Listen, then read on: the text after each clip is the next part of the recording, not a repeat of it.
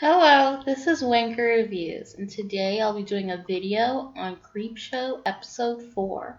First story is called The Companion, about a young boy who runs away from his older brother who has a habit of bullying him. He ends up in an abandoned house with a supernatural force involving a scarecrow. I thought this had nice practical effects and very light CGI. I personally hate CGI, but the story itself was very weak. It was a basic revenge plot that wasn't executed well. The actor that plays the older abusive brother is actually not very good at all. Like, his acting was so over the top and so cartoonish. It just took me out of it. I also started getting It Chapter 1 and also Stranger Thing vibes from this.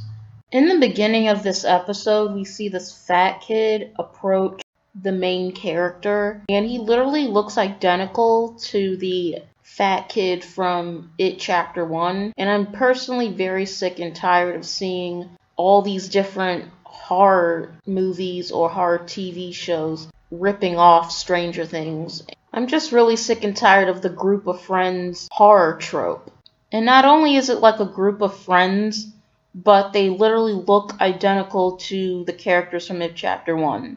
The Chucky movie, the Child's Play movie that came out earlier this year, and also Goosebumps has done this with the same fat kid, and I'm just sick of it. Overall, I just thought the segment was very boring. It was just a waste of time, and I give it a 1 out of 10. Next segment is called Linda Lane's Better Half, about a woman who accidentally kills one of her co-workers and then tries to hide the body. Just like the first segment, I thought this one was god-awful as well. It had an interesting cliche premise that was executed poorly, with very bad acting as well. Not only is the acting subpar, but the editing is really bad as well. There's one scene where these two female characters start fighting with each other, and then it leads to the accidental death, and it's so choppy and sloppy that I'm surprised that no one caught it. Or maybe they did catch it and just didn't care and got lazy. And going back to the acting, like just the way this segment was shot and how bad the acting was, I actually thought the character was hallucinating the entire time, but in fact they weren't.